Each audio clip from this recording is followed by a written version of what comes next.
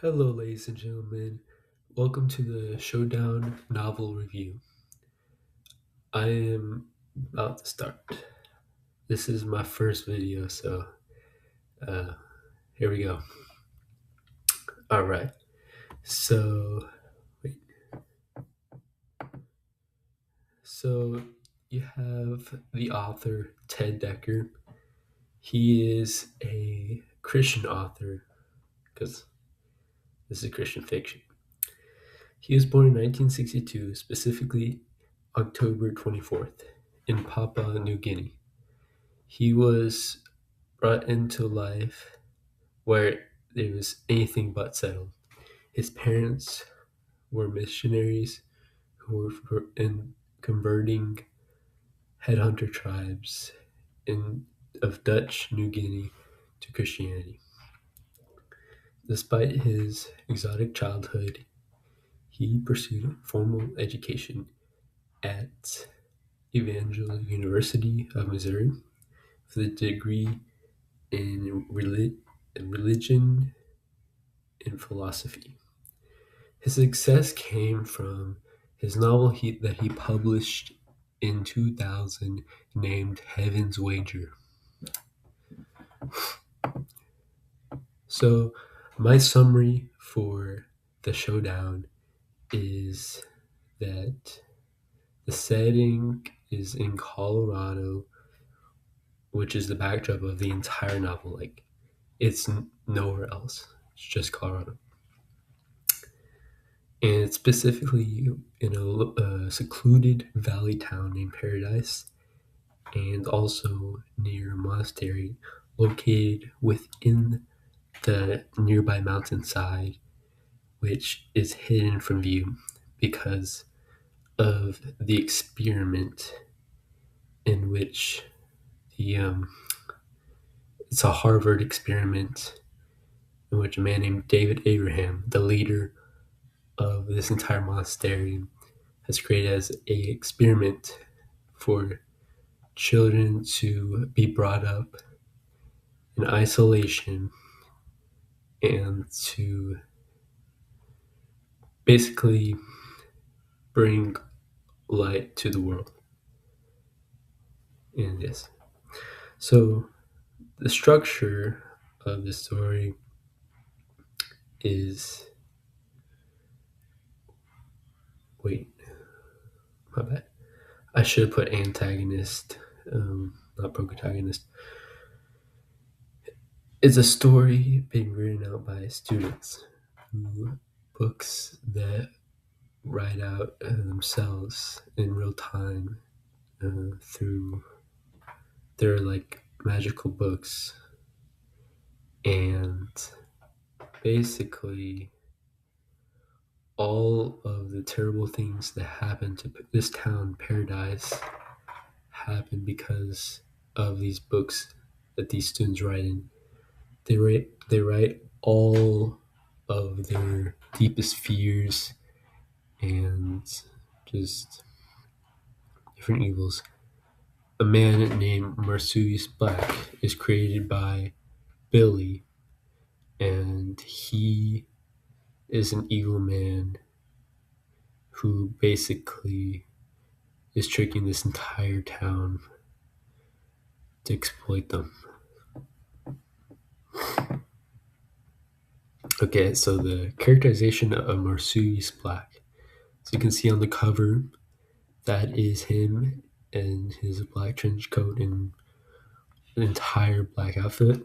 He's walking into paradise. Marsupius Black it's Billy's deepest fears put into a character in human form. His selfish, lying, and he's the overall depiction of evil if you really read this novel and think about it.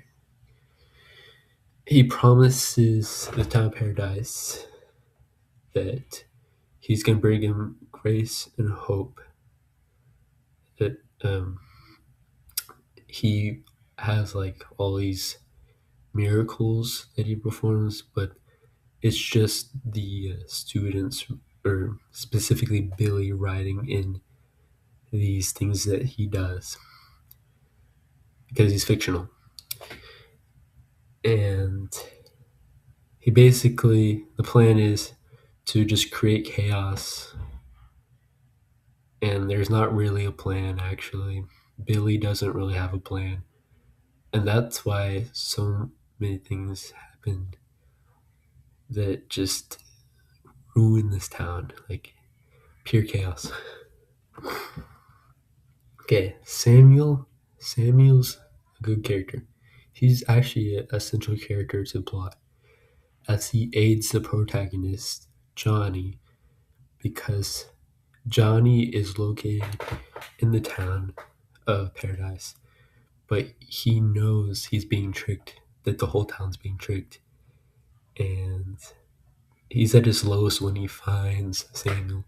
And Samuel's the inside man who knows about the books and their powers. And yes, I don't want to spoil too much because this is just a review. He's also the son of the director. That's a key part of the story, that he knows the director who understands the books the most. He understands the lore of the books.